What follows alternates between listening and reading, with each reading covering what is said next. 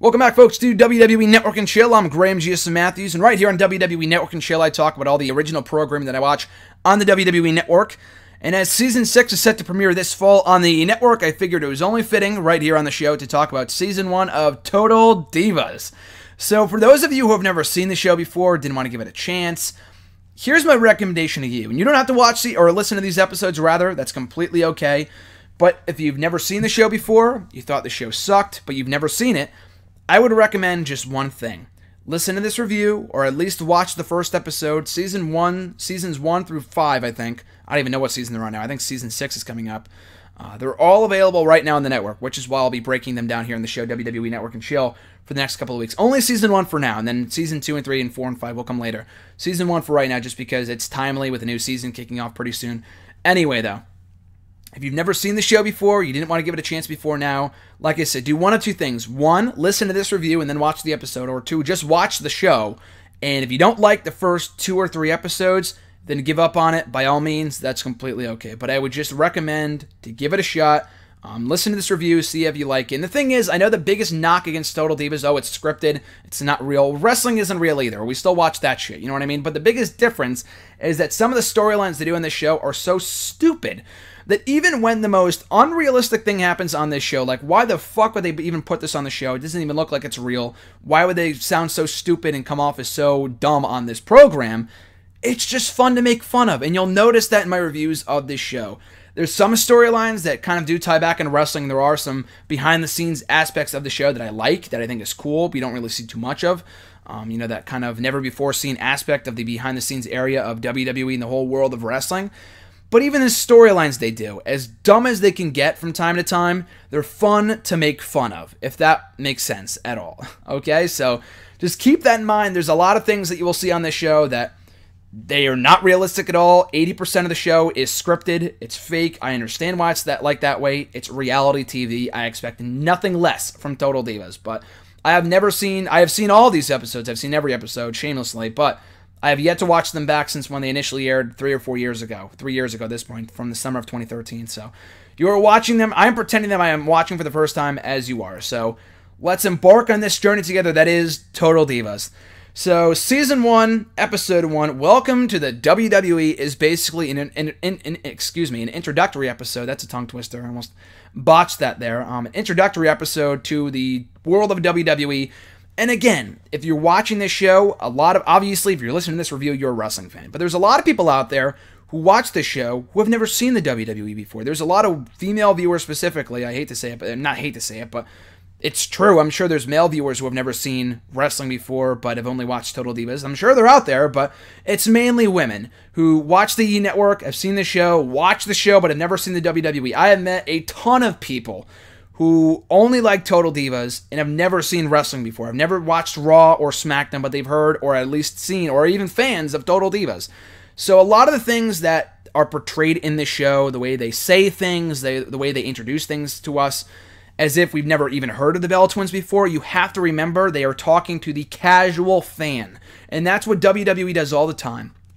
And Raw, and all their own programming, and it pisses me the hell off, because we've been watching for years, and we know what's going on. They're dumbing it down for the casual viewer, which they need to do, because they have new viewers coming in all the time. But for this episode, it makes sense, because the casual viewer who has never seen the world of wrestling before, they need to introduce them to the world that is the WWE. So, our first look is that none other than the Bella Twins, who are basically the faces of the show. They're the biggest stars. The whole reason why the show kind of started, they came back to the company in early 2013. They were pitched the idea to do the show of Total Divas. They said yes. They wanted to film it, kind of branch the show all around them. Now they're getting their own show on the network called Total Bellas this October.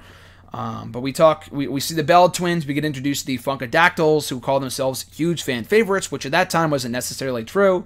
I can see why tons of Funk were fan favorites, not necessarily the Funkadactyls, but the Bella Twins, I've never been a big Bella Twins fan. I've become bigger fans of both of them in recent years, just as they've kind of gone off on their own and kind of separated each other, kind of differentiated each other from each other, if that makes sense, kind of becoming their own entity, I guess is the best way to put it.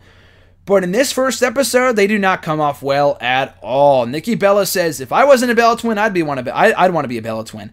And I know she's saying that jokingly, but you can just see throughout this entire show, and by this point, I started rewatching Total Divas as like of a week ago, and I've already watched the first 6 episodes by the time this review is going up, or at least by the time I'm recording this. And so there's a lot of things I'll probably forget. I have my entire notebook filled out here, my entire notepad and whatever, with notes from every episode, so I'm trying to jog my own memory here. But I'm just telling you, the point I'm trying to make is that in having already seen 6 episodes, I could tell you that Nikki Bella, even more so than Brie, comes off as super, super, super unlikable on this show. It's ridiculous. I don't know if she's like that in real life. I know they kind of put people in bad light. Natalya does not come off well on the show either at all. She comes off as a huge crybaby, and I'll get into that later on in the season. But Nikki Bella, if I was in a Bella Twin, I don't want to be a Bella Twin. You know what I mean? It just sounds stupid. So we get introduced to Natalya as well, the veteran diva of the WWE, by that point having been there for 5 years. And by the time this episode is going up, she's already been in the company for almost 8 years, 9 years. It's crazy to think how long Natalya's been there. We get introduced to Natalya, or rather Naomi's boyfriend, who's, I mean, I'll probably go back and forth in calling her Naomi, Trinity, and then Cameron as Ariane. Nikki and Brie are Brianna, Nicole. Those names are pretty self-explanatory. Jimmy Uso is dating at this point in time. They're now married, but at this point in time in the show, they are currently in a relationship. John is his name, but spelled Jon, not John Cena, who is dating Nikki Bella. This is going to get super confusing, but I'll probably just call him Jimmy just because we already have a John Cena on this show. We already have a John, but he is dating Naomi. We get another look at Charlotte as she trains with, or rather Natalya as she trains with Charlotte, which is pretty interesting because at the time that show came out, I think, oh man, when this episode debuted, I think Charlotte had just come into the company in NXT, or had just debuted on NXT TV, so it wasn't really all that familiar with her. But it's so funny to see, Charlotte and Natalya training with each other, and now all these years later, they're feuding over the Women's Championship. It's just crazy, and Charlotte was not even close to what she is today. But we see those two training in the Performance Center, in what later becomes the Performance Center. And then we also get our first glimpse at the relationship between Nikki Bella and John Cena, which at this point had been unprecedented. And I'm sure Nikki Bella had been posting shit on Twitter when she came back to the company of her and John Cena, but I can't really remember the exact period of time. Maybe it was late 2012 that John Cena and Nikki Bella started dating each other, and we never really kind of got that look in their lives. Now they know they tweet each other every day and whatever else. Nikki Bella puts it up on Instagram every single fucking day.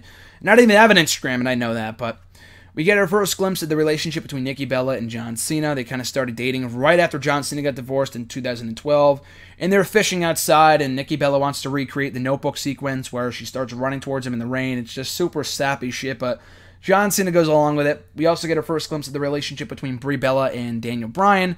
The real name of Daniel Bryan, also known as Bryan Danielson, his real name. And they're two peas in a pod. They're perfect for each other. Brie is, and they're both kind of very hippie-ish, more so Brie than Daniel. But that's why they're so perfect for each other, because Brie calls herself a hippie, and they're very kind of nature-oriented and kind of saving the trees, all that kind of shit. So they're perfect for each other in that respect. And then we get our first look at John Cena and Nikki Bella once again. And John Cena, the thing is with John Cena, we get our first, and this is a common theme throughout the show, okay? That John Cena does not want to get married to Nikki Bella. Despite how much he says he loves her and whatever else, 2 things he does not want to do. 1, get married, and 2, even more so, have kids. And that's Nikki Bella's ultimate dream, is to be a wife and a mother, and she can't have either of those things. She should just be happy she has John Cena. That's my 2 cents, but anyway. Just to be in a relationship, I think, is just enough at this point in time for Nikki Bella. I could see why it'd become a bigger issue down the line, but at this point in time, they've just been dating for a fucking year, and John Cena has his reasons. He had just gone through a bad divorce. He doesn't want to go through that again. He's also on the road 25 times out of the week, so I don't do the math, but he's on the road a lot throughout the year. So to be a father is pretty much just out of the question right now, and he wants to be the best dad possible, but he cannot be a dad at this point in time because he's still the face that runs the place. That is the WWE. So because of that, because Nikki Bella brings that up in the conversation, she gets upset every single time she talks about wanting to have marriage and John doesn't want to have kids. John Cena always feeds into it. He gives her a fucking Range Rover, and they've only been dating for less than a year, and he gives her a Range Rover as a gift. He can afford the shit, good for him, but it's just funny. And then Daniel Bryan makes a great point that he gives her a ring before he gives her a car before he gives her a ring. And Nikki Bella's like, you kind of have a good point there, so we'll get back to that later on in the show. After that, we get our first look at Jane and Mark Carano and Jane Goods or Geeds. I don't know how the hell you pronounce it. She's gone from the company now, but we get our first look at them, and they're kind of the talent relations. And Jane is, I think, is prominent in the first season. She gets fired after that, but Mark is pretty much a regular throughout the show. And they're talking to Natalya over WrestleMania weekend. They're talking to Natalya how she's not going to be on the card. So this is the point of the show where I urge you, and I try to remind you, not that you don't already know, but that some of the parts of the show are super unrealistic. This is no different. If this is WrestleMania weekend, okay? This is when the whole first episode is taking place, by the way. WrestleMania weekend of WrestleMania 29 back in 2013. They go up to Natalya, the talent relations people, and they say, you're not going to be in the card this year. First of all, by this point, she would have already known that she wasn't going to be on the card. They made the match official for WrestleMania. Bella Twins and Damian Sandow and Cody Rhodes versus Tons of Funk. They made that official a week or two in advance. By this point, by 24 hours before the show, Natalya probably already has a good feeling that she is not going to be at WrestleMania. She well already knew that, but they probably wanted to put on the cameras, whatever. So she already knew by this point that she wasn't going to be in the card, but she acts disappointed that she won't be at WrestleMania. What the fuck was Natalya doing in 2012, 2013? Nothing. She wasn't doing anything. She did nothing. She partnered with the great Colleen Hornswoggle for months on end. So then she's shocked she's not going to wrestle at WrestleMania. How does that make any sense? I know she's disappointed. I'm sure Rosa Mendez is disappointed she wasn't at WrestleMania 29, but she can't be shocked. She's disappointed, that's understandable, but the fact that Natalya is surprised that she is not involved in WrestleMania in any form or fashion blows my mind, because Natalya at this point in time, from 2012 to 2013, she was hardly even on TV, so I don't even know why she thought she'd be a part of WrestleMania for the women's, or for the fucking Divas title. So that was a bit ridiculous. But instead, they thought it would be a better idea, Jane and Mark, that is, to put Natalya as the chaperone. They use those specific words, chaperone. So Natalya's not very happy about that. That she's gonna have to chaperone the newbies that are JoJo Marie, or JoJo Offerman, I believe her full name is, and then Eva Marie, the two newest divas who have only been training for probably not at all before they got signed. They literally only got signed for this fucking show. So anyway, Natalya talks about how it's not fair that the Bella Twins came back. She's been there all year, yet the Bella Twins came back literally only weeks before WrestleMania get to take her spot on the grandest stage of them all. I believe there was a similar issue a couple years earlier in 2011 where Melina thought that she deserved to be at WrestleMania, yet Trish Stratus came back and took her spot. Or I think Kelly should have been more pissed. She was more prominently featured at that point in time than Trish, but you know what I'm saying. Anyway, so she feels the Bella Twins come back and that are taking her spot, yet she acts all fake towards them later. That's just typical bullshit that I'm not really surprised by. But like I said, she has to chaperone Natalya, that is, the newest divas that are JoJo and Eva Marie. And then Natalya brings up the fact that it's good to have new divas, as always, and then Nikki Bella says, I guess, because she doesn't want to have her spot taken. It's good to have competition, but she doesn't want to be unseated by the newest divas. And then they make this whole big deal out of fucking Eva Marie's hair color, because she has black, or she's a brunette, I guess, I don't really know. She had black or brown hair, but the whole thing was that management wanted her to change her hair because they already had fiery Latinas, and you would never even guess, in my opinion, that the Bella Twins are Latina. I know they are, that's where they're from, that's their heritage, but I know they recently appeared in like the Latina magazine or something, but you would never guess from one look at them that they look Latina at all. I could see from their last name Garcia, but just looking at them, they do not look Latina whatsoever, in my opinion, but that's just my 2 cents. Anyway, so the whole thing is that management wants her, specifically Jane and Mark, they want Eva to change her hair color because she looks like a Bella Twin. She looks nothing like Nikki Bella, or Brie Bella for that fact. And they think that Nikki Bella hears that, oh, they look so much alike, so they go to meet her, and the Bella Twins go to meet JoJo and Eva, and they're complete bitches toward these girls. They act like they completely throw their weight around. And again, the Bella Twins do not come off, specifically Nikki, they do not come off very well in the show whatsoever. Specifically early on, they've gotten better in recent years, but especially early on, Nikki and Brie come off as so detestable, it's ridiculous. And they bully these two girls around, they tell them to go get champagne and all this other shit. It's like, dude, are you serious? It's ridiculous. So they have Eva, they urge her to change her hair color, and Eva doesn't really want to do it. So anyway, we'll get back to that as that goes along. So then we are introduced to Ariane, who is Cameron from WWE, and her boyfriend Vincent. They've been dating for 7 months by this point. And he wants to take her to the dress rehearsal, or he wants to go to the dress rehearsal and she tells him that he can't go, it's only for work. But he shows up backstage anyway. And because Cameron, she gets all upset. And this was one of the biggest takeaways from the first episode of Total Divas. I remember watching this live and thinking about like what a boss that Brodus Clay is, because I guess they were doing the dress rehearsal, and Brodus Clay got pissed because Cameron wasn't doing something right, and he got really, really mad at her and told her that she sucked, which I got a huge laugh at. So then Vincent sees this. I don't know why he was backstage, but he gets super hot about it. He gets super, super mad about it, and really wants to fight Brodus Clay, but Cameron says no. Naomi tells her to calm down, tells Cameron to tell him to calm down because he's going to get her fired. And Naomi knows, being the smart girl that she is, she very well knows that if Cameron gets fired, that she gets fired and her push goes down the drain. So she knows that if anything happens with Cameron, or especially her boyfriend, that she is fucked. So she's trying to prevent that from happening. So anyway, like we already talked about before, I'm looking at my notes here. Oh yeah, Naomi talked to Cameron, and like, you have to keep your boyfriend in check. Like, you have to. Vincent cannot be backstage, because if you get fucked over, if your push gets fucked over, my push gets fucked over. And she's like, well, man, don't talk to me. Cameron just like, she just kind of walks off and whatever else. So she doesn't really want to talk to her. She ignores Naomi, and Naomi's like, dude, what the fuck?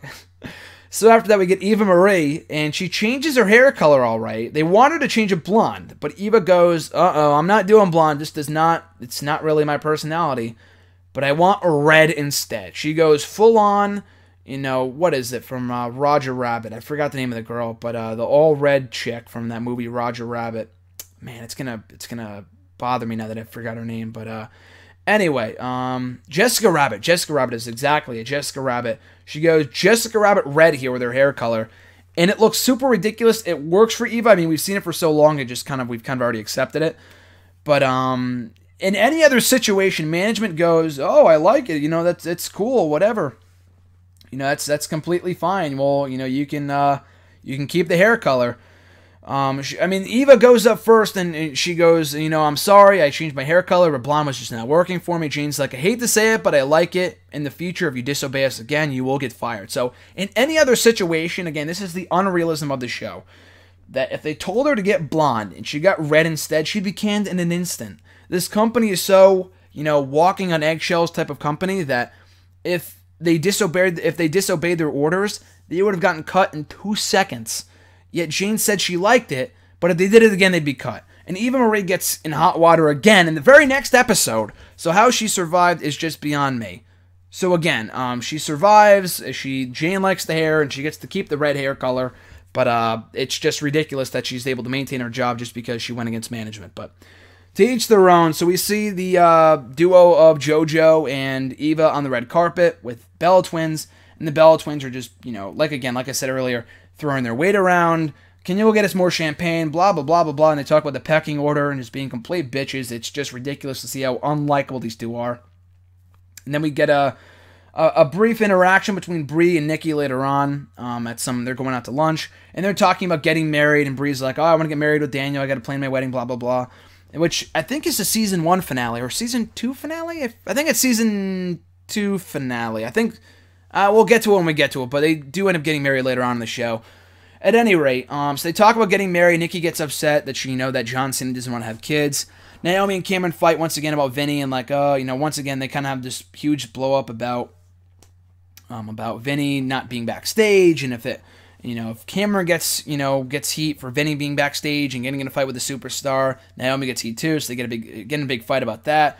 Cena and Nikki once again talk, and Nikki says that, why don't you want to have kids? Like, I really would love if you married me. And he's like, it's not really in the cards right now, and you understand that I kind of have this thing against marriage. So he lays it down. He lays it down for her, and he's not playing around. He still loves her. And again, I'm in the John Cena court here. I'm completely in John Cena's court that he has had issues in the past with marriage. He doesn't want to get married. It's only been a year, literally a year, not even a year by this point, since he got divorced. So why are they even talking about marriage? You know what I mean? That's all on Nikki Bella. Maybe I can understand later on in the show, a few years down the line. But at this point in time, it's very silly that they're even talking about marriage. That Nikki Bella's getting upset about this because I guess she wants to know early on, so she's not leading a lie. I guess that's a good way of putting it, leading a lie in respect to falling in love with a guy that she's never going to be able to marry. So I still think they will get married at some point when the show kind of reaches its end, in my opinion. But at any rate, Cena doesn't want to get married. Nikki does, so they kind of talk about that at dinner. And then we get to WrestleMania 29, where it's a huge clusterfuck with the women's match. Tons of Funk versus the Bella Twins, Cody Rhodes, and Damian Sandow, the Rhodes Scholars. So the Funkadactyls gear is not ready. They're freaking out because it's not ready. And they just get their gear literally 2 seconds before their match is about to go on.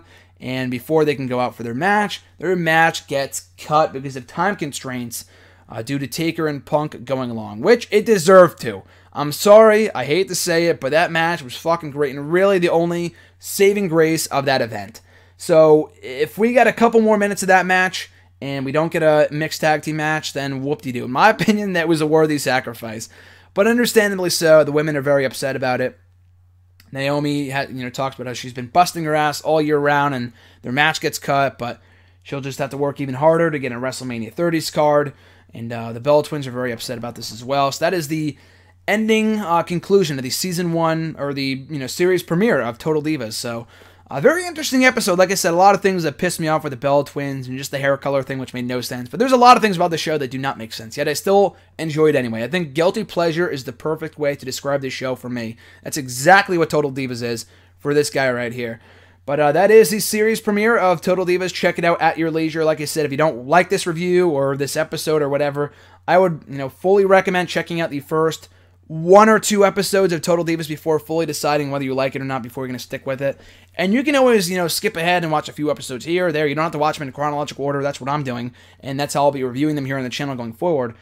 But it's an interesting show, so check it out. I would recommend it, not because it's an amazing show, but it's interesting. Like I said, there's some parts of the show that you will not see anywhere else in terms of behind-the-scenes stuff, creative plans being made, the personalities of some women as opposed to others. So it's going to be a fun ride reviewing Total Divas Season 1 right here on WWE Network and Chill for the next couple of weeks.